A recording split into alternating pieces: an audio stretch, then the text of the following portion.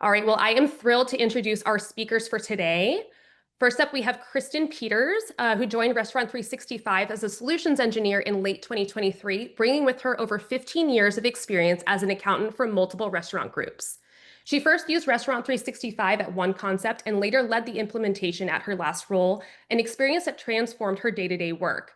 Inspired by the impact it had on her own career, she made the move to Restaurant 365 to help other restaurant operators experience the same benefits. Kristen lives in Colorado with her daughter, their cat Chloe, and their horse Chili. Joining Kristen today is Pike Howard, the owner of Felipe's Taqueria in New Orleans, a New Orleans-based restaurant group he helped grow after earning his MBA from Tulane in 2012. Originally from New Orleans and raised in Baltimore, he returned home to join the family business, never expecting a career in hospitality, but embracing it with passion and purpose.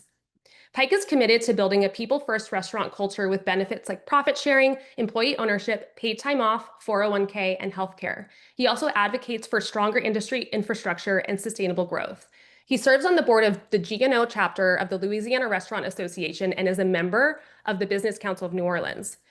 In 2023, he was named a Junior Achievement Under 40 Rising Star. Pike is also a commercial-rated pilot in single and multi-engine aircraft with over 1,300 hours logged.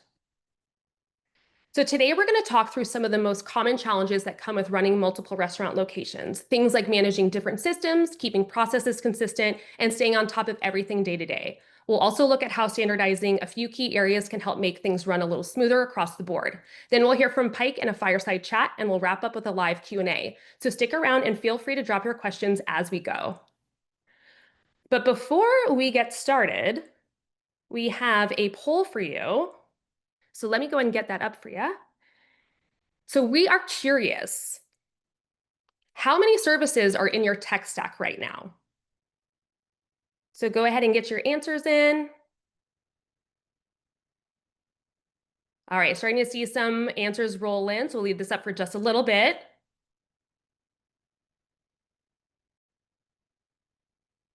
All right, still have some answers rolling in.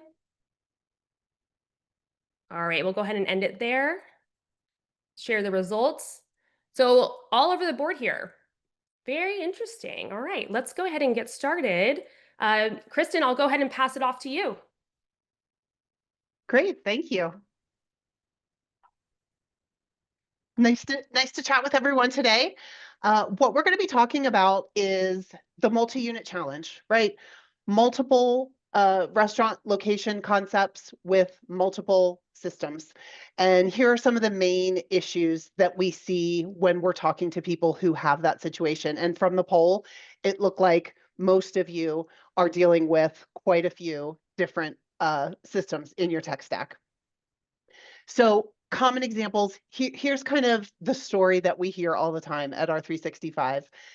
Someone starts a restaurant, they've got a passion for food, they've got a passion for hospitality, they've got amazing recipes and skill and talent and all the things that leads anyone into starting a restaurant. So they start with one small concept, maybe it's successful, maybe it grows into a second concept, maybe the second location is a little bigger, right? And so we go from one location to two locations, and all of a sudden it's like, okay, wait a minute, I can't do all this bookkeeping in Excel. I need QuickBooks. Great, let's do it. We start growing the business. QuickBooks streamlines some things, makes things a little easier. Maybe we're growing to 3 locations, or maybe we moved from a smaller, footprint to a bigger footprint. Maybe we're still only at 2 locations, but now we've got more tables, more guests, etc. Now all of a sudden scheduling on paper, pen and paper becomes a problem. So let's go find 7 shifts. Let's go find hot schedules, right? Great, excellent. Starts helping, making things better. Concept continues to grow. Now we're up to 4, maybe 5 locations. All of a sudden, okay, we can't keep doing inventory on paper anymore, right? So then we start looking for an inventory system. This is how we get here, right? Nobody starts a restaurant business and is like, I'm going to make sure that I consolidate my tech stack. Like, that's just not the mindset. The mindset is, let me open, let me cook good food, let me serve guests. But as we grow, we start pulling on these systems. And then what we end up with is what we see here in terms of pain points. Accounting's in one system, inventory's in another, labor's in another. Each of those systems is like a silo of data, right? They don't talk to each other. So if I, as an accountant, want some inventory data, I've got to log into a different system, or even worse, I've got to start bugging my multiple general managers for them to give me the inventory data that they've been counting. That results in inconsistency. It results in tremendous manual processes, which I'm sure is a common experience that we see, especially with those of you who are reporting the higher number of systems in your tech stack. And so what does that result in? What are the real world consequences? Tons of manual work, tons of time consuming effort, inconsistent data across locations, because if you've got 3, 4, 5, 10 locations, you've got 3, 4, 5, 10 different managers. So they're all responding in different ways. They're communicating different information. They each have their strengths as well. Some of them are going to be super organized in providing information, some of them aren't, right? What that feeds then is poor visibility for the above store folks. And because I come with an accounting background, that's kind of my lens here, is seeing that if I don't have consistent data, or if I don't have complete data from all of my locations, how can I possibly know, where my business is going, how each location is doing, and then how can I make decisions? Because if I don't have complete data, how can I possibly make the decisions? Because we're delaying that decision making, that means we're operating in a less than optimal environment for a longer period of time. That's where the missed opportunities for cost savings and efficiency improvements come in. So what are we talking about today? We're talking about standardization. What does that mean? That means bringing as many of these systems under one umbrella, specifically R365, which we'll get to in a minute. But here are the benefits of doing that. If we've got all of our data in the same place at the same time, and everybody in the organization has access to it, then we are sure that we've got the accuracy and the consistency across sites. It's not dependent on me as the accountant reaching out to the general manager, or each of the general managers providing the information back to the corporate office. We're saving time, all of that manual back and forth that we talked about, whether it is the communication or whether it is someone logging in, me asking the general manager, hey, I have a question about your inventory, then they've got to go into the inventory system, pull the data, give it back to me. It may or may not be what I wanted. Lots of time being spent in communication. And when that time is saved and the data is all in one place, we're all more in alignment with each other. Improving financial clarity, obvious. If all the data is in one place, how many times do you think it's happened where the general manager is uploading their invoices into whatever they're using for inventory, their inventory system, but they missed one, right? So they're still doing their inventory count, but they didn't record an invoice. They don't know about an expense that the bookkeeper does know about because they made the payment to the vendor. So then when it comes time to share a P&L, it's like, whoa, these are expenses I didn't expect to see because they missed invoices in their inventory system. If it's all in the same place, then that's where that financial clarity, the alignment, the reporting, the streamlining of operations, the lack of reducing complexity, all of that's happening because the data is all in one place. Also, also scalability. As you add locations, it's a lot harder to add locations to 5, 6, 7 different tech stacks than it is to add one location in a platform like R365, where everything's already set up. You've already got all your items. You've already got your chart of accounts. You've already got, all your scheduling templates, all your different roles, all the things. That makes scalability easier. And then, of course, enhancing the operational visibility and control, kind of covered that at length. So now let's talk about the R365 solution. What does it mean to have all that data in one place? We'll start with accounting.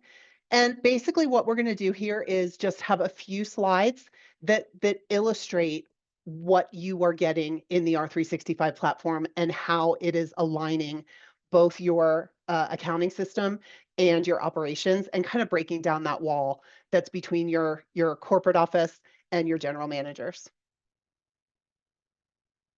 So with our 365, one of the great tools that we have on the accounting side are integrations with almost 200 points of sale at this point. Here's what happens when we have that point of sale integration. What we're looking at here is an automatic journal entry recording the sales for the day. So when you don't have this integration, someone is logging into whatever that point of sale is, Toast, Aloha, whatever point of sale you're using, someone's logging in there, someone's pulling the data, and someone is recording that in your accounting system. With our integration, this is happening automatically. So when the accountant comes in the morning, when the general manager comes in the morning, and that's the other thing, both your accountant and your general manager have access to see this data. So you come in the morning, every single location has a journal entry waiting for you. Each general manager at each of those locations has a daily sales summary waiting for them. The operator doesn't necessarily see the journal entry because that's not what's important to them, but they see this same data at the same time, and it's happening seamlessly. Nobody on the back end is having to log in. Nobody in the back end is having to do any calculations or create any of these records. Then we have integrations as well with broadline vendors. So the big food distributors, FinTech, US Foods, Cisco, PFG, I mean, you name it. We've got over 200 of those integrations as well. What that does is that brings in these broadline vendor invoices the way you see them on the screen today. So it's coming through in line item detail. It's coming through with all the relevant information, even your GL coding. So what we're getting here, again, kind of the same as with the daily sales summary with that sales journal entry, what we're getting is better data because we're getting line item level detail. In my experience, when I wasn't using R365, there's no way I was entering in invoices at line item detail. If I got a $3,000 bill from Cisco, I was either saying $3,000 in food costs, or maybe I would do a little bit of math and say, well, this much was meat and this much was dairy and this much was produce. But that's still just one line saying meat, saying dairy, saying produce. This is pulling in every single individual line item, coding it automatically to the general ledger so that your team, whether that's the operator or the accounting team, can just go in and review this information. Nobody had to enter it. Nobody had to do any calculations. Nobody had to find the invoice. Nobody had to save the invoice. Nobody had to pick up the invoice. Nothing like that. It's coming from their system into our system automatically. Then our third integration that we have is with your bank. And so that helps to streamline your transaction coding and bank reconciliation process. For me personally, in my experience, this was the piece that when we migrated over to R365, this is the piece that really changed my personal experience. My last job was a high growth concept. We were about 65 locations when I was there. I was doing bank reconciliations literally every day, 4 hours a day. It was not exaggerating, half my job. When we moved into R365, I was able to get that down to, it's going to sound crazy, but approximately 30 minutes a day. And it was so simple that I could hand it off to someone else on my team who was not an accountant by trade. So again, this was the piece for me, the time savings of exporting information from the bank, manually manipulating it, importing it into whatever system I had, doing the matching, ticking and tying every transaction for 65 locations every single day, every single month. This became a much easier process.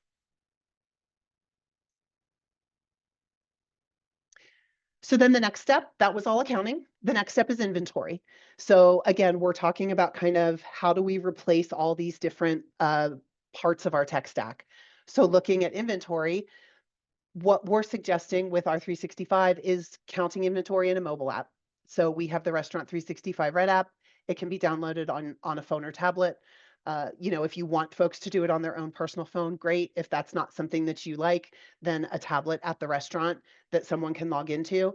And what you see on the left here is an image of the way that the inventory count is done. So it takes the place of all those sheets of paper.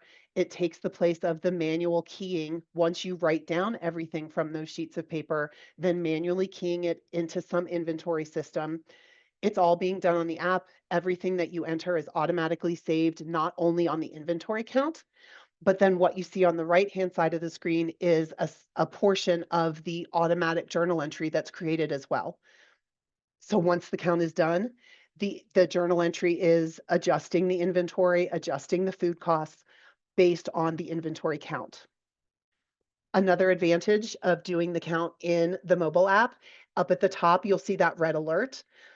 That's if your counts are outside of what we consider to be a reasonable range. So for example, if the number you entered in your count today, the alert we see here is half as much. So if it's half as much as what you counted last time, you're going to get that red alert. You're going to get it in the moment while you're standing there in the walk-in, while you're looking at your tuna on the shelf, right? Doesn't mean it's wrong. Maybe you really are low and you need to place a big order. Great, no problem. But maybe you fat fingered something, or maybe you skipped over something, right?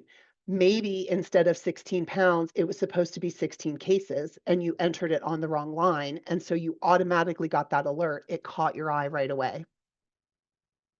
So that's the advantage of having that in the same system. And then once that inventory count is posted, your journal entry is also automatically posted. So your books are being automatically adjusted as well. Moving on to labor management. Again, for lots of folks, this is happening outside of their main system. This is a separate scheduling platform. A lot of people are clocking in and out of the point of sale. When we have that clocking in and out of the point of sale, there's a second journal entry that's automatically created in R365, just like that sales journal entry. This one is for labor. So when your employees are clocking in and out of the point of sale, we're pulling that data over as well. We're getting actual punch data, actual wage data, and creating this estimate. Now, yes, it's an estimate, but it's a good estimate based on real data. It's not just a flat number. It's not just a random number that we're assigning. And then this journal entry is also posted every day and reversed out when your final payroll entry gets posted. So your payroll entry is always going to be your source of truth. But these daily posts, what they allow for then is running a P&L on demand. And we'll show that a little later in the presentation, what it looks like to be able to run a P&L anytime you want and know that your sales are current through the prior day, know that your labor, if not 100% accurate, is a really very strong estimate. And then also all of those broadline food vendor invoices that we talked about, they're coming in and posting to the system basically when the order is fulfilled, when the order is delivered.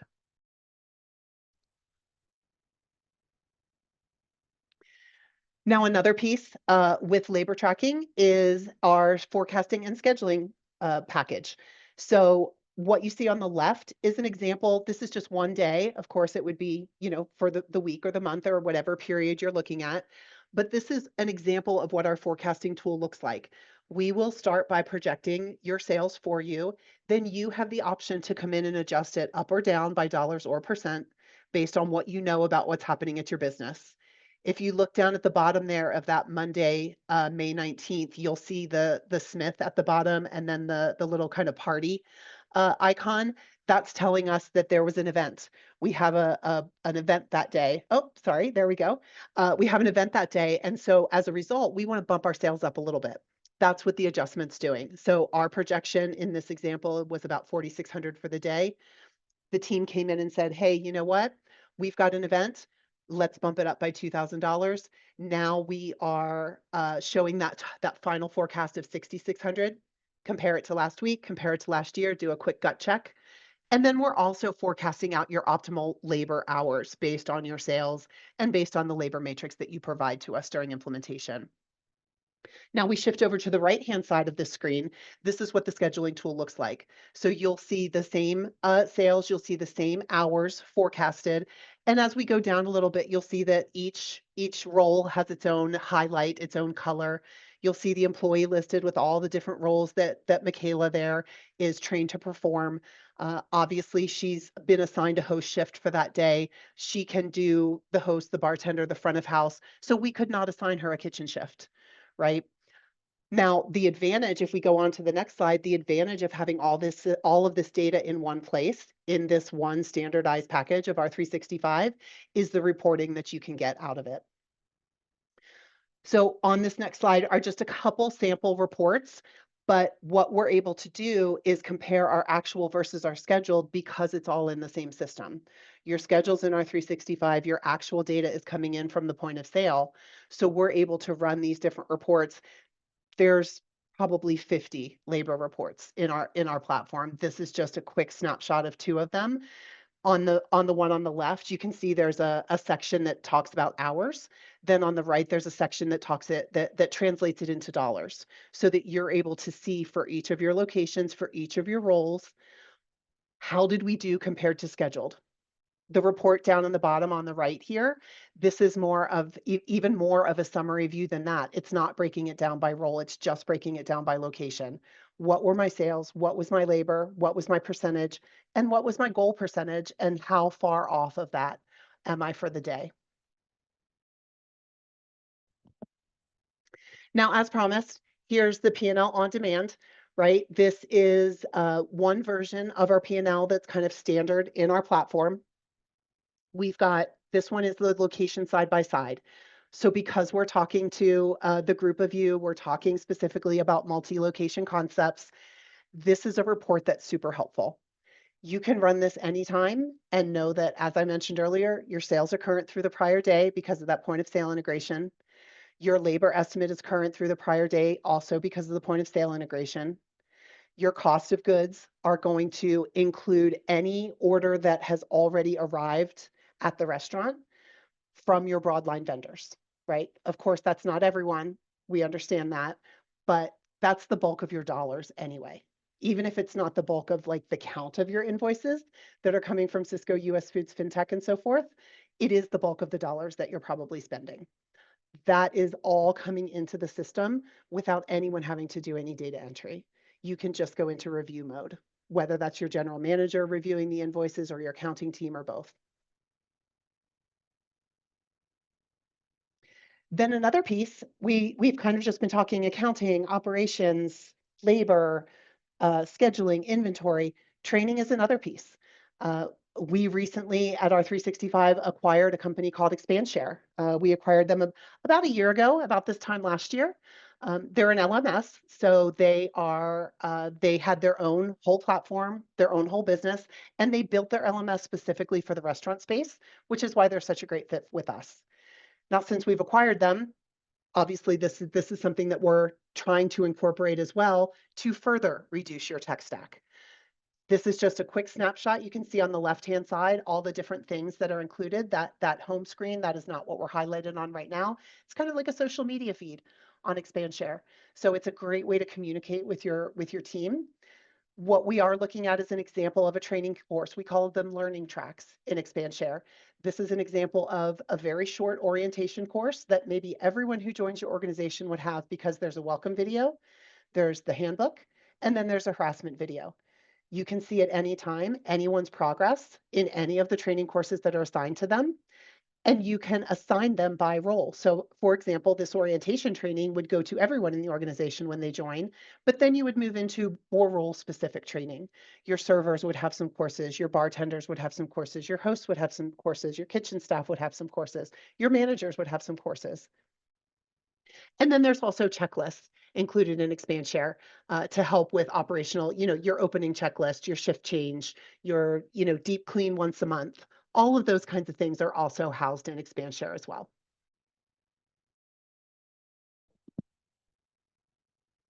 Great. So let's go ahead and shift gears from the presentation to chatting with Pike, who is someone who has taken on this standardization project. So welcome, Pike. Thanks for joining us. Thank you. Glad to be here.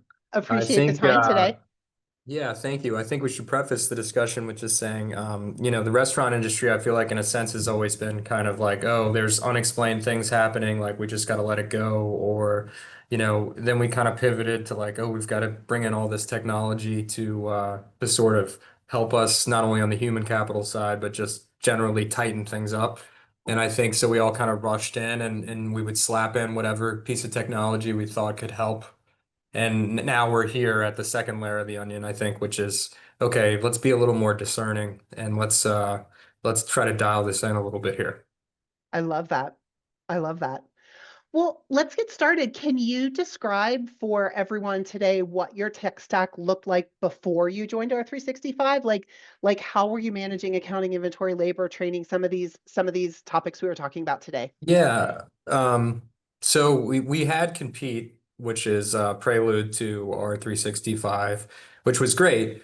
But there was just all kinds of other things that we just slapped into the mix, which was, schedule different scheduling software, an intranet, which was like an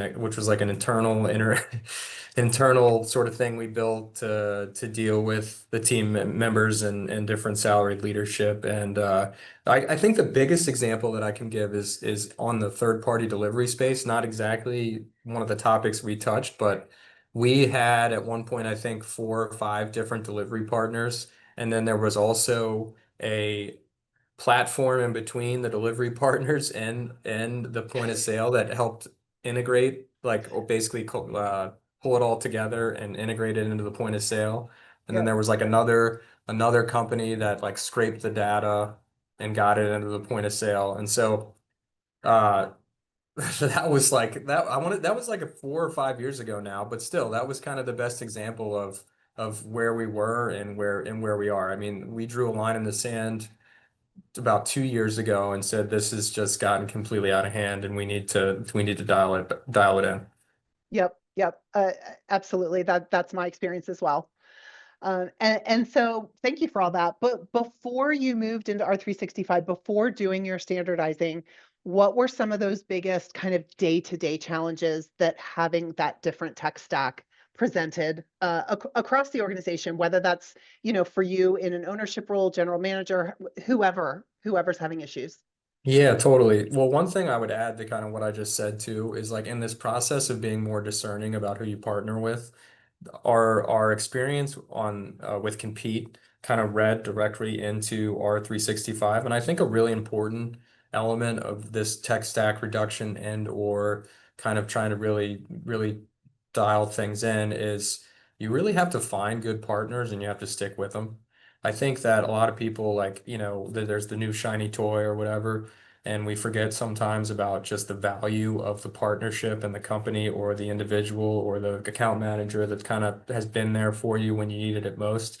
And so, in our process of this tech stack reduction, we looked at, okay, the restaurant industry is like a hot button industry where, like, everyone's been that person standing at the register or whatever behind the bar with a line out the door, and you're like, oh my God, what am I going to do? And then like the point of sale doesn't work, right? Right. And then it's like, who can I call right now to help resolve this issue? And so we chose partners like you all and others based on our ability to actually reach out and sort of help us in that most extreme moment. And kind of to the other question you asked, the biggest hurdle was really like, if you're an operator, right? The I think with a lot of this stuff on the operator side, not someone who's sitting at a desk in an office all day, who maybe on the administrative side of this business, it's very easy for them to sort of in their head sort of know like this is where this is where that is. But when you're an operator and you have an opportunity cost, a high one to sitting in an office, like one of our things is like the last place we want a manager to be is sitting in an office, right? And I think we all would sort of agree with that holistically. So, if they don't know where to go to get what they need, or there's any sort of like cracks in the system in terms of like I could go there and get it, but I could also go here, but is there the right spot with the right information? So like all of a sudden you get into this really sort of wonky sideways space where the operator, the people you're relying to deliver the hospitality value set of your product are not engaged in that element because they're spending time in an office or they just don't know where to go because there's so much getting thrown at them. Yeah, and I can imagine to your point, if there are multiple places you can go for similar data, what happens when you go to one place and then you go to the other place and the numbers don't match? Then Right, and then they then don't. what's Then an there's a operator tr to then do? there's a break. Yeah, then there's a breakdown in trust, right? And our organization, we really wanted to be one that. I mean, the restaurant industry, after being in it for a little while, was like, at the end of the day, it really is a big math equation, right? If your labor and your cogs are X, and you're probably going to make money. And so we've made also a conscientious effort to be able to reduce the places where the numbers can be found so that when we push out the numbers, we share P&Ls with our restaurant operations team, that they're confident that that's the numbers, right? And they also need to be able to find those numbers if they want. And there should be there's also I think hesitancy from ownership a lot of times to like show what's really going on in the P&L and stuff. And I would say that's a mistake. Because you want people to know like what's going on, right? They might not be an owner, but if you didn't make money inside the four walls, why would you not want to communicate that to someone? Or if you crushed it, why would you not want to communicate that to someone? And the best way to see that is to be able to both look at a P&L and go, man, I mean, yeah, we crushed it. Good job. And here it is, right? So we ask like 5 questions when we have managers look at a P&L. It's like, do any of the sales categories look really weird or off or wonky or whatever? And like this is the level of detail that we're trying to just get them to. Did we make or lose money? Are we up versus last year? Is there any expense categories that just don't make sense to you? And you just kind of get this conversation going around around that. And if you don't have the singular place where everyone feels comfortable going to look at that information, then you're never going to be able to have them feel trustworthy in you to answer those questions with confidence. Absolutely. I couldn't agree more. And coming at it from the accounting side, every time we would push out those financials, then it was just a flurry, right? How Right. many questions from every general manager? They don't know where we got the number. It doesn't match what they were seeing in their system, all of those things until we were all on the same platform. And then it's like, okay, now here's the data. Here's where you can look at it. Here's where you can drill in. I'm looking at the same thing you are. Exactly what you just said. I love it. Yeah, and So you want to be able to have them feel comfortable to like push back on you a little bit, right? Like, hey, absolutely. why is our utility bill up 45% versus the same period last year? You know, maybe Absolutely. it's just a billing cycle thing, but maybe there's something nefarious going on or whatever, and they just figured it out and you didn't.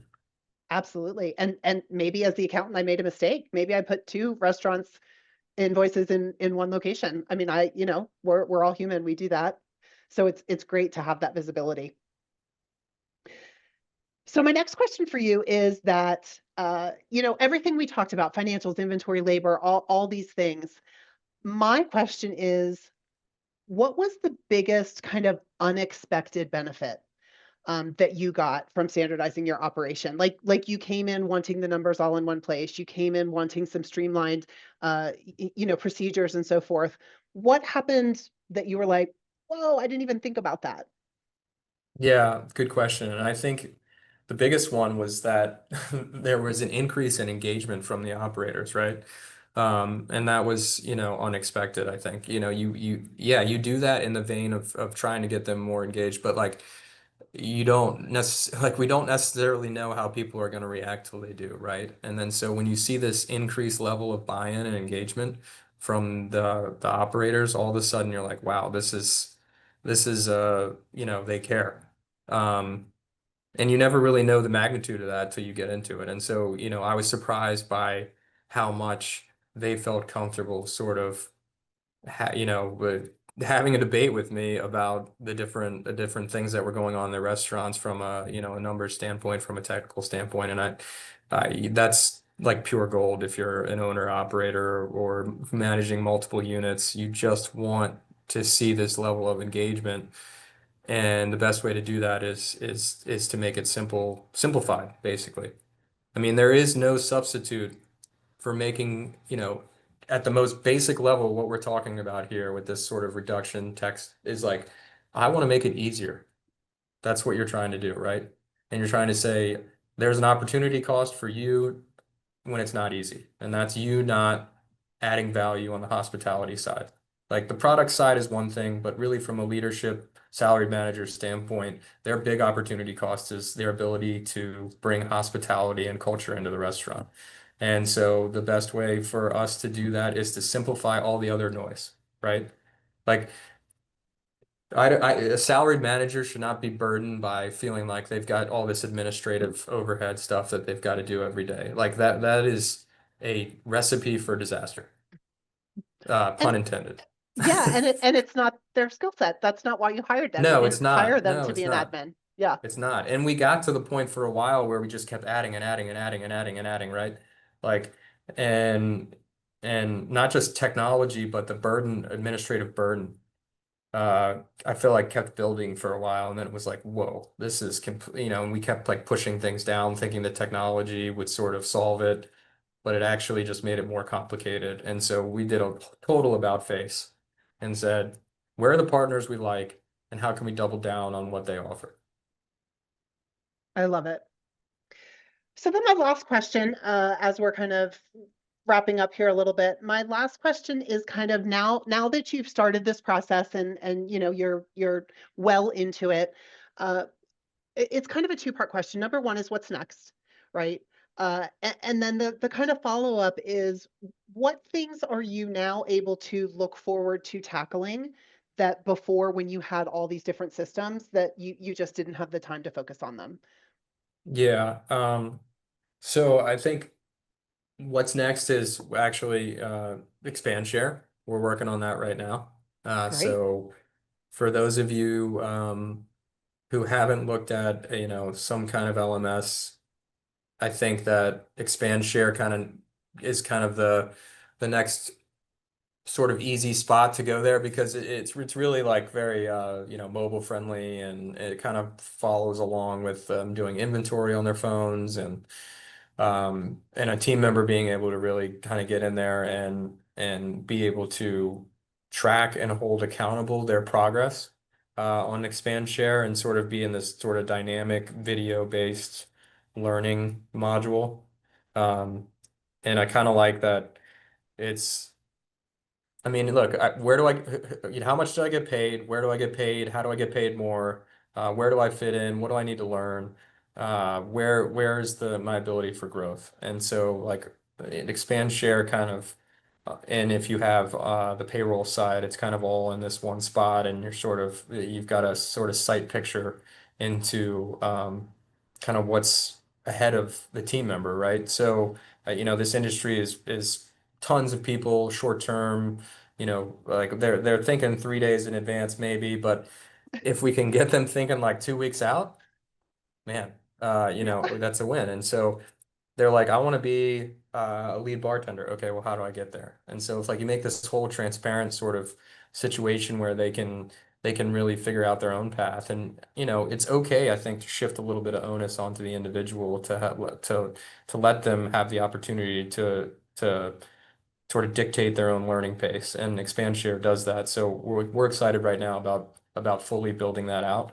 And also there's just stuff in there that like, oh, I want to learn how to make this cocktail. There's things like that in there, or how to there's a large swath of just content that we didn't create, which is kind of a nice value add. So I think I'm really looking forward to seeing the team interact with that, and being able to track their engagement with it. And Excellent. I can't remember the second question you asked because I kind of got a little sideways there, but No, I think that was great. Thank you so much. I appreciate it. Thank you for your time. yeah. Yep. All right, well, thank you guys. I think we have one poll left, and then we're going to jump into Q&A. So Pike and Kristen will be answering some of the questions that came in. But for our next poll, let's get this up and going. All right, do you want a demo to learn how R365 can simplify inventory accounting and labor management across your restaurant locations? So we'll go ahead and leave that up for a little bit. Oh, why is it not launching? Well, for some reason, it's not launching. So we'll just move on to Q&A. All right. Very fun. Okay, let's go ahead and move on to Q&A. All right, so I have a couple of questions for you guys here. So the first one is, how long does it take to typically get up and running with R365 across multiple locations? Great question. It's going to vary, of course, based on your engagement and your team's engagement, right? Uh, on average, we find our entire implementation period is roughly 90 days with a go live about halfway through that. So it takes about 45 days to do kind of that system setup, data validation, importing of history, all of those kinds of things. Um, Then for the next 45 days, you're still meeting with your implementation coach to make sure that you're learning how to use the system properly, to make sure that all of those daily tasks that you need to do, those periodic tasks that you need to do, a fiscal close, things like that, every time you do an inventory count. For the first few weeks, you're still meeting with that same coach. That's where that kind of 90-day piece comes in. So the first 45 is kind of set up. Then once you go live, you're still with your coach for another approximately 45 days to make sure that everybody's using the system to the best of their ability. Okay, great. The next question is, we need to compare location performance regularly. How does R365 ensure we're looking at apples to apples financial data? So I see the poll question. So great. I see We'll it get to too. we'll get to the poll question after Yeah. Q&A. I don't know what is going on with Zoom. No problem, no problem. And I'm sorry, Denise, could you repeat that? I got distracted by the poll question. My Yes, apologies. no problem. Is we need to compare location performance regularly. How does R365 help ensure we're looking at apples to apples financial data? Oh, yeah, that's a great question. I mean, having it all in the same platform and the way that we set things up when we're creating a database for your group, we're setting up all your legal entities, we're setting up all your locations, we're tying those locations back to the legal entity. But because it's all there in the same system, in the same database, um, for example, all your chart of accounts is there. All your ingredients are there that you're purchasing from those broadline vendors. All your recipes are already in the platform. All your templates are already in the platform. So that's how we can help standardize not just the data itself, but then the reporting as well. I would add Okay. one thing to that just to say Please. that I think it's important too that you're communicating like GL coding. Um, So if for example, waste disposal is a GL account and they're cleaning the grease trap, well, does it always go to waste disposal across every location? I think that's kind of an important element. And R365 can actually, if it has a EDI feed, right? Some of that can be automated basically, so that it always goes to the same place. Absolutely. Love it. Thank you. Right, great. So the next question is, I have 11 locations, 5 corporate and 6 franchise. The 5 corporate locations all have R365, but the 6 franchises do not. All 11 locations use Toast POS. Is there a way that R365, does 365 have a way for my 6 franchise locations to utilize the inventory function? Got it. So the corporate locations are already using it. We see the value in it. Now we would like to expand that into our franchisee locations. Yes, that's what they're Yeah. asking. Got it. Perfect. Thank you. Yeah. Yeah, absolutely. I mean, it could be a full, um, a full implementation where your franchisees are coming in and setting up their own database, getting their own kind of setup. We can mirror what's in yours. So we could use that, standard corporate chart of accounts. We could use the, again, inventory items that you're already purchasing through those broadline vendors. So we can do a lot of like copying if you wanted your franchisees to also sign up, and they would have the option to decide for themselves kind of which functionality they were interested in. We absolutely have just an inventory functionality. Inventory is also part of our larger operations module. And then even from a franchise billing perspective, we have it's separate from inventory, but we do have a franchising module on the accounting side as well that could help you at the corporate level bill your franchisees, where we're pulling in sales from Toast so that you have that data again automatically, so that when you go to bill them, whatever your franchise agreements are, it's a little easier for you on your side. So I kind of diverted there. Yes, the answer for inventory is yes, and we can also help on the franchise side. Awesome. Okay. Next question is, how customizable are the financial reports? Can we tailor them for different stakeholders like owners or managers? Yeah, absolutely. Great question. So the answer is yes. And every report in R365, when you run it, I don't have a screenshot for this, but every report has a customize button. And there are limited ways that even with our standard reports, you can customize them. Some of the common examples let's just start with profit and loss, right? You can actually change what we call the cutoff of the P&L, so that maybe someone like Pike in an ownership role wants to see your full P&L the whole way down to net profit. But maybe your managers, you only want them to see the prime costs, see the sales, see the food, see the labor. You can kind of cut off that P&L, and what we call it is saving a view. So you can cut it off and you can call that, hey, this is my general manager view.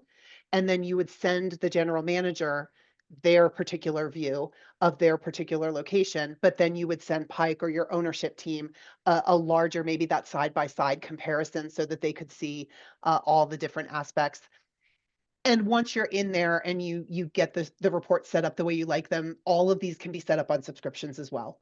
So you could send it to your general manager on a certain cadence. We want them to get it every Monday and we want them to get it every Thursday. Okay, great. Let the system do that. Your team doesn't have to go in, your accountant, your back office doesn't have to go in and kind of run all these reports and distribute all these reports to all these different people. And Um, Kristen, can you also have GL level permissions too? Like, so Absolutely. let's say you have a report that you like and you're in Restaurant 365. And I don't know how many of you familiar with it, but one of the like really great things about Restaurant 365 is you can just click and keep digging. It's like a it's like a website kind of. And so, but you can set permissions up where there's a group like general managers can't click in maybe to the salaried management GL code journal entry for the office team or whatever, so that they can't really see what that direct deposit was. So that's another way you can sort of control the way they build, P&Ls as far as drill down detail. Absolutely. And also structuring your P&L so that if you wanted, for example, your salaried wages to fall below prime cost, because that's not something that's actually controllable. You can set up your P&L that way as well in the chart of accounts that says, hey, yes, this is considered labor, but it's down below that gross profit line because it's not a controllable labor figure. Great question. Okay, and it looks like this might be our final question. What does it look like to train GMs or kitchen managers or any team member on R365 if they aren't tech savvy? I can certainly jump in. Pike, do you have an answer for that one as well? It seems like maybe you're training I more general mean, managers than I am, but I'm happy to jump in. I think I would comment quickly that it's fairly intuitive from the standpoint of it's like on your phone almost, right? A lot of it. So there's a very sort of intuitive element to it. And doing a DSS or a DSR, as you might have called it, is really not a heavy lift. I don't think that you'll have a hard time training non-tech savvy people on Restaurant 365 if they've ever uh, it's like a website. Yeah, and I would echo that. I mean, whether they're doing it on their mobile phone, or mobile app, which most people are doing most of their work in the restaurant on their mobile app, or even if they are behind the desk for that limited time that, like Pike said, we don't want them there all day either. He doesn't want them there all day. We don't want them there all day. But when they are there for that limited time, it's super intuitive. You're not clicking through multiple layers of menus to find what you're looking for. It's big blue buttons, invoices, labor, or scheduling, inventory. It's very clear what it is that they have to do. All right, great. Well, should we try this poll one more time? All right. All right, let's try it. Okay. Let's see. Oh, it's up. Some of you already even answered it. So if you want to answer some more, go ahead. I apologize for this little glitch here, everybody, but thank you guys for staying on and answering the question. I'll go ahead and end that poll and we can move on. All right, well, thank you so much, Kristen and Pike, for your time today. I wanted to share this slide with those who are interested in hearing more from industry leaders like you heard from today.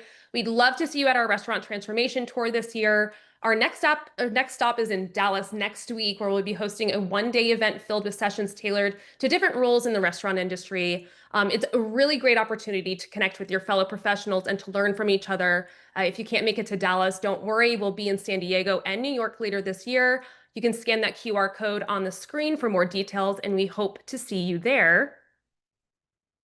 All right, well, that is the end of our webinar. You will receive an email with a link to download a recording of the webinar to listen to again or share with your colleagues within the next few days. Thank you again for joining, and we hope to see you all again soon. All right, thank you again, Pike and Kristen. Have a good evening.